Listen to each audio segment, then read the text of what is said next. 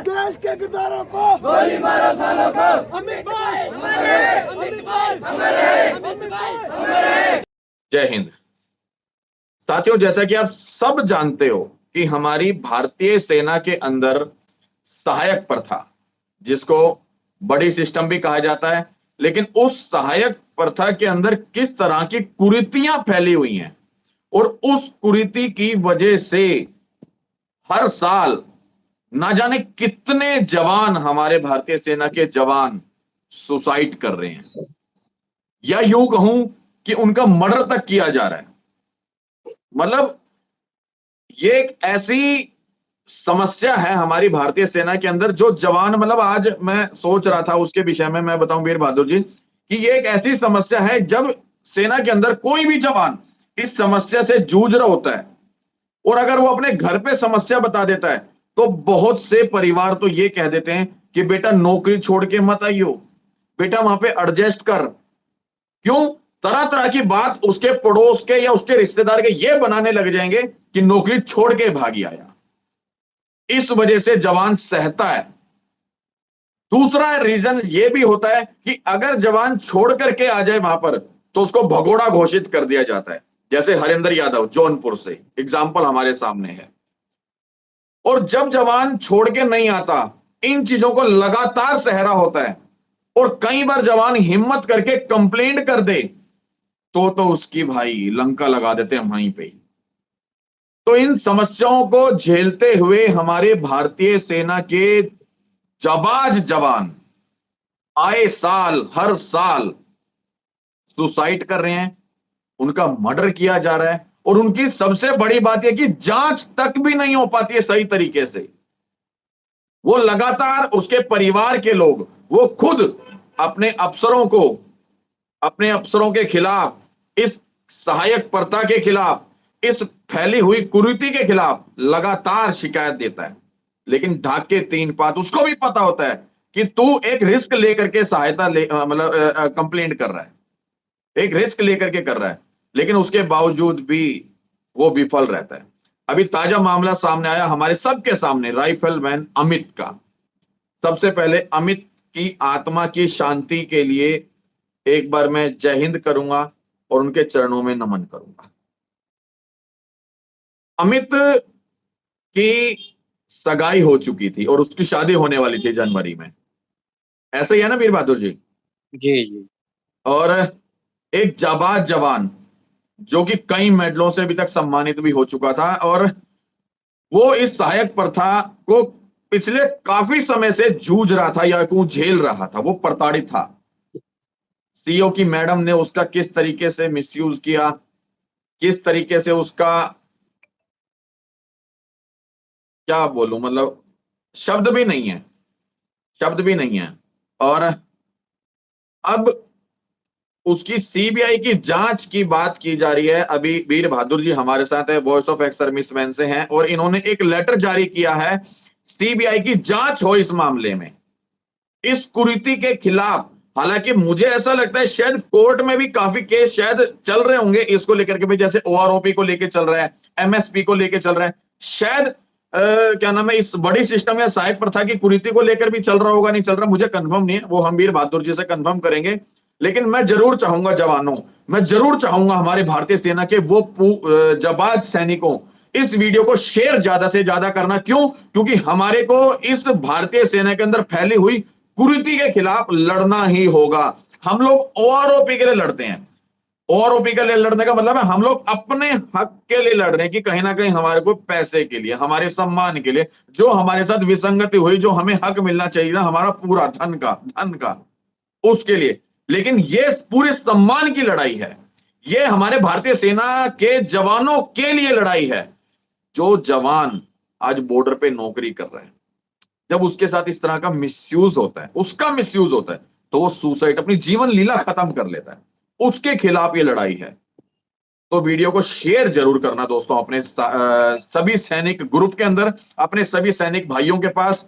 और मैं धन्यवाद दूंगा वीर बहादुर जी, आपको भी कोटि कोटि नमन, कि आपने बिल्कुल बहुत बहादुरी के साथ, अच्छा लगा मुझे जब मैंने वो लेटर देखा कि आपने अमित भाई के लिए सीबीआई की जांच की मांग की है। लेकिन अपनी एक बात बोल के खत्म करूंगा कि मुझे अफसोस भी है इस सरकार के ऊपर कि न जाने कितनी विषयों के ऊपर जांच बैठाने के लिए निमंत्रण पत्र दिए जाते हैं, मांग की जाती है, लेकिन तब भी नहीं हो पाती है। उम्मीद करूंगा आपने जो लेटर दिया है उसकी निष्पक्ष जांच हो, क्योंकि मामला भारतीय सैनिक का, जवान का है। चलिए, बहुत बहुत स्वागत है वीर बहादुर जी आपका हमारे चैनल में। और कैसे हैं आप? आज मैंने सिपाही अमित के चाचा से बात किया। उनका कहना था कि घर में उनकी चाची का, उनकी माँ का रो रो के बुरा हाल है, वो स्थिति बात करने की पोजीशन में नहीं है। बहुत बड़ा संकट उनके परिवार के ऊपर आया है कि दो परिवारों के बीच एक ही लड़का था। और जो वीडियो रिकॉर्डिंग वायरल हो रही है उससे स्पष्ट है। तो मैंने उनको सजेस्ट किया, उनको सजेस्ट किया कि देखिए, मैं तो पत्र लिखूंगा, लेकिन सीबीआई इंक्वायरी की मांग और एफआईआर आपकी तरफ से हो, क्योंकि कानून भी यही कहेगा कि हम क्या परिवार जो विक्टिम है उन्होंने कोई आवेदन किया है या नहीं किया है। मैं आपके चैनल से माध्यम से स्पष्ट करना चाहता हूँ कि अगर वो एफआईआर के लिए तैयार होती है तो कोर्ट का पूरा खर्चा वॉइस ऑफ एक सर्विसमैन सोसाइटी उठाएगी, लेकिन उनको एक आवेदन थाने में देना पड़ेगा उस सीओ जो कर्नल की बीवी हैं उनके खिलाफ, और जो 2-4 अज्ञात लोग हैं उनके खिलाफ जिन्होंने इनकी हत्या किया है, एज पर स्टेटमेंट ऑफ उनके फैमिली मेंबर। 302 का और 120 षड्यंत्र का मुकदमा दर्ज होगा। कहानी स्पष्ट है। देखिए, दूसरा आप आ रहे हो सेवादारी प्रथा का। हम लोग पिछले 10 साल से चिल्ला रहे हैं। हमने इसके लिए पद यात्राएँ की, इसके लिए जोर शोर से उठाया, नेशनल चैनलों में इस मुद्दे को उठाया गया।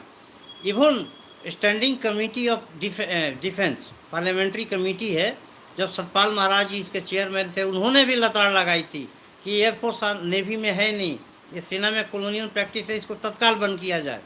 एक स्टडी भी हुई थी सेंट्रल कमांड के अंदर।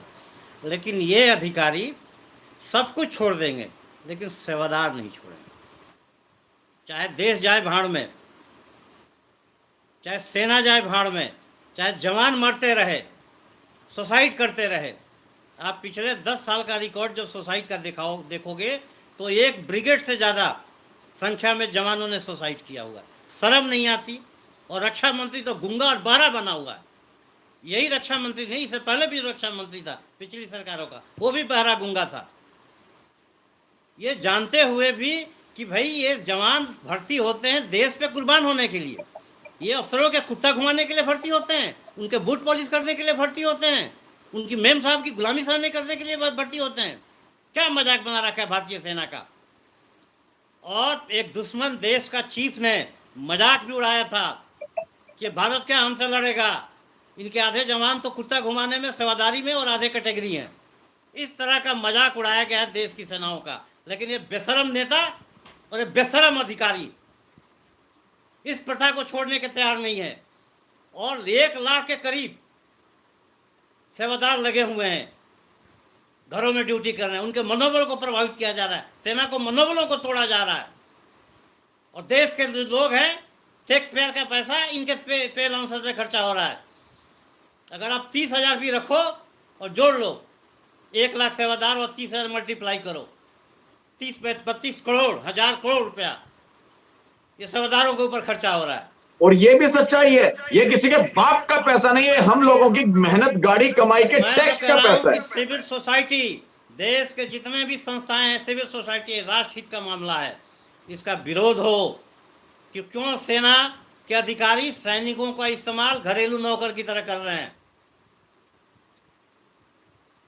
और आज मैंने ट्वीट किया है रक्षा मंत्री को, बोला बहरे और गूंगे बने हुए हो। इतना हाईलाइट करने के बाद, मीडिया द्वारा प्रदर्शन करने के बाद, मुद्दों को रखने के बाद, हमारे हर मेमोरेंडम में सेवादारी प्रथा एक मुद्दा होता है। हमने सुसाइड का आंकड़ा भी लगाया हुआ है, 1000 10 साल में सुसाइड हो गए। कितना? 1 ब्रिगेड के बराबर आदमी सुसाइड हो गए। मजाक बना रखा है सेनाओं का। देख भी रहे कि देश में चीन और पाकिस्तान 2 दुश्मन सामने खड़े हैं और आपके 1 लाख सैनिक घर में कुत्ता घुमा रहे हैं। इंटरनल डिस्टर्बेंस अलग है। जितना भारत और चीन के युद्ध में हमारा जवान नहीं शहीद होता, उससे ज्यादा साला सहायक प्रथा में हो जाता है। सहायक प्रथा में सुसाइड हुआ है, ये जो कोर्ट ऑफ इंक्वायरी होती है सेना के अंदर, जो अफसर चाहता है, प्रिजाइडिंग अफसर चाहता है वही होता है, जो बॉस चाहते हैं वही होते हैं। तो सेना की कोर्ट ऑफ इंक्वायरियों पे भरोसा नहीं किया जाता। ये दोष देते हैं सिविल एडमिनिस्ट्रेशन को, सिविल एडमिनिस्ट्रेशन इनको दोष देता है। लेकिन हमारे सामने एक ताज़ा केस है सोसाइटी का। इससे पहले एक उत्तराखंड की एक उसकी बहन आई थी, उसका भी यही हाल है, वो भी सुसाइड किया। एक सेवादारी करने से मना किया, उसको निकाल दिया है। तो ये जो गंदगी सेना के अंदर अधिकारी फैला रहे हैं, मेरा सरकार से निवेदन है, हम लोग तो आंदोलन कर ही रहे हैं, कि थोड़ा सा आप इसको हटाइए। बहुत मजबूत सरकार दावा करती है कि हम सारी अंग्रेजी सिस्टम को ख़त्म कर देंगे। ये ब्रिटिशर अफसर होते थे और इंडियन होते थे जवान, इसलिए उससे डिमेनिंग वर्क करवाते थे। क्या कि तुम हटाएंगे वीर सिंह भारतीय बहादुर हो, जी? ये लोग तुम ये भारतीय लोग हो, तुम हमारे ये लोग सामने मुंह उठाने, सर उठाने के लायक नहीं हो, ये इसलिए लोग जूता क्या पॉलिश करवाते थे, ये बेल्ट लोग क्या पॉलिश हटाएंगे? करवाते थे। और आप खुद भारतीय देखें, सेना के इनके अफसरों के हथियार भी ये साफ करते हैं। क्या अधिकारी लड़ाई लड़ेगा उसका हथियार दूसरा साफ करेगा? आप जाके देखिए, वियतनाम की सेना ने अमेरिका को हराया, उसका चीफ अपना बूट पॉलिश खुद करता है। ये किसी भी कंट्री में नहीं है। अरे अपने कंट्री में एयरफोर्स नेवी में नहीं है, ये आर्मी क्यों इसको पाले रखी हुई है? आज का वार की टेक्नोलॉजी बदल गई है, रोज़ नए नए बीफन आ रहे हैं, रोज़ नए नए वार टैक्टिक्स एडॉप्ट हो रहे हैं। आप इतनी बड़ी फौज को अफसरों के घरों में जूता पॉलिश या कुत्ता घुमाने या डिमीनिंग वर्क में लगाओगे एज ए नौकर की तरह, तो क्या खुद ट्रेनिंग रक्षा होगी? मंत्री जी के क्या पास न शिक्षा जाने करेंगे? कितने बड़ी काम कर रहे हैं हमारे भारतीय सेना के जवान जो हैं। तो हमारा सबमिशन यही है कि जो भी सिविल सोसाइटी है, सब है, मीडिया है, इस मामले को जोर जोर से उठाया जाए और अमित शाह के केसेस में सीबीआई इंक्वायरी हो, FIR 302 120B का दर्ज हो। आप मेरी बात उन तक पहुंचा दीजिए कि अगर मामला, पहले तो थाने में आवेदन कर दें, अगर ज़रूरत पड़ेगी हाई कोर्ट तक जाने की तो हम लोग जाएंगे, वॉइस उसका पूरा लीगल खर्च उठाएगी, कोई दिक्कत नहीं है। आप पीछे ना हटें, न्याय अमित की आत्मा को जरूर मिले। जो उसको प्रताड़ित किया गया है और जिस परिस्थितियों में उसको हत्या की गई है परिवार वालों के अनुसार, या जो भी रहा है ओरिजिन, वो लड़का न सेना का रहा न उस परिवार का रहा, सबको छोड़ के भगवान के पास चला गया। तो उसको न्याय जरूर मिले। इसीलिए मैं उनके परिवार से भी आग्रह कर रहा हूँ कि एक थाने में आवेदन कर दे 302 का 120B का, उस कर्नल की बीवी के खिलाफ और 4 अज्ञात लोगों के खिलाफ। अगर लीगल लड़ाई लड़नी है, हम लोग लड़ेंगे, सारा खर्चा हम लोग उठाएंगे।